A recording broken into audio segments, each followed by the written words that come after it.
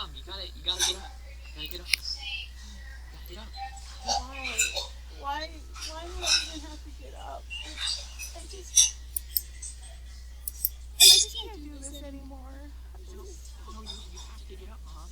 You gotta get up. Don't give up, all right? Why? I don't even get to see my students anymore. I Yeah, just that's why we keep going. We need you, Mom. We need you. I just don't know if I can keep going in this pandemic. I'm just Okay, you're Mrs. Mom. The students need you. Now go to them. I'm gonna be fighting. I'm gonna be battling. Yeah. Hi, friends. I did it. I got out of bed. I'm very, very proud of myself. Don't you just feel better when you're productive and you get things done? I know that it's tempting to lay around and not do anything in these, uncertain times. But when we do that, it just kind of adds to that feeling of, blah. It really can actually make you feel worse when you don't do things that you know are kind of things that you need to take care of. And your number one job is to take care of yourself. Your mental health comes first. But friends, one thing that you can do to help with your mental health is continuing to stay productive and do the things that you need to take care of, like school, for example. If you can, if you have those means and you really need to try to keep going. We have only 1 month left. Yes, it's been a long time since we've seen each other.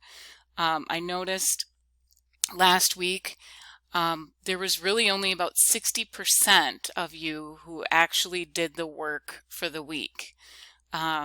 So what that tells me is that we're starting to get a little bit, oh, I don't really want to do school anymore and what have you.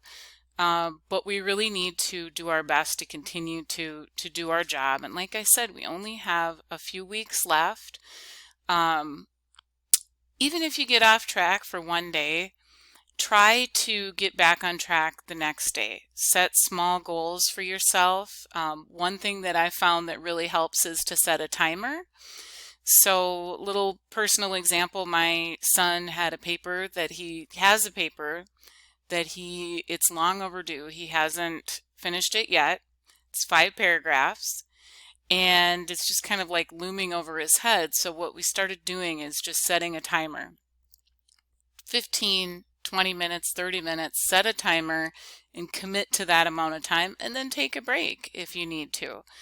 But I guarantee that when you start doing some of those things that you have on that list, it's actually going to make you feel better. It's going to make you feel more productive and it's going to improve your mood.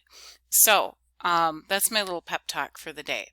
And with that, I'm going to talk a little bit about science. So thank you for joining me. I am going to switch over to my other camera. Okay, so take a look at these pictures here. We have a human, we have a horse, a whale, a turtle, a frog, a bird. Looking at these pictures, do you think you could pick the one that you would say would be most related to the human? Like somehow they have more of their DNA in common. Do you think it would be the horse? Do you think it would be the whale, the turtle, the frog, the bird? Well, there's a lot of ways that we can see how things are related, and we can determine if they have something called a common ancestor. And the more closely related they are, that tells us that they have a common ancestor that isn't as far back as maybe something that it's not as closely related to. So, for example, you and one of your siblings have a really close common ancestor, which is your mom or dad or both. But you and, let's say, your 10th cousin maybe don't have quite as close of a common ancestor in terms of time. What if I told you that all of these organisms are related to each other and that they all have a common ancestor? And one of the things that kind of gives us a hint about that is something in biology that we call homologous structures. So I am going to show you that same thing that I just kind of showed you, except now we're going to take a look at one of their appendages. And when you look at the appendage, you notice that the structure is the same, but the function is different. So for example, all of these animals have a humerus bone, which is kind of like the upper bone of your arm, and that's shown in purple. They all have, although it's a different length, right? They all have a radius and an ulna, which are the other two bones that are a little bit lower, and those are shown in blue, and they might be slightly different sizes or different lengths. And then they all have the metacarpals, the carpals, the phalanges, which are the wrist and the finger bones, but they're all different lengths. And when we think about them, they all use that appendage for a slightly different or maybe very different purpose. But the fact that they have these structures tells us that they probably have a common ancestor, and it tells us a little bit about their evolutionary past. And that's what you guys are going to be working with today in the lab activity that I have set up for you. So I'm going to show you in Google Classroom. You will see, looks like I put that in the wrong spot. The video that you're watching right now will be shown, obviously, and then there's some directions that you're not going to do any writing on, but you're going to have those open, and then you'll have an answer sheet where you will do your recording of your answers for the lab activity. And I think you're going to have a lot of fun with this. It's a little bit active.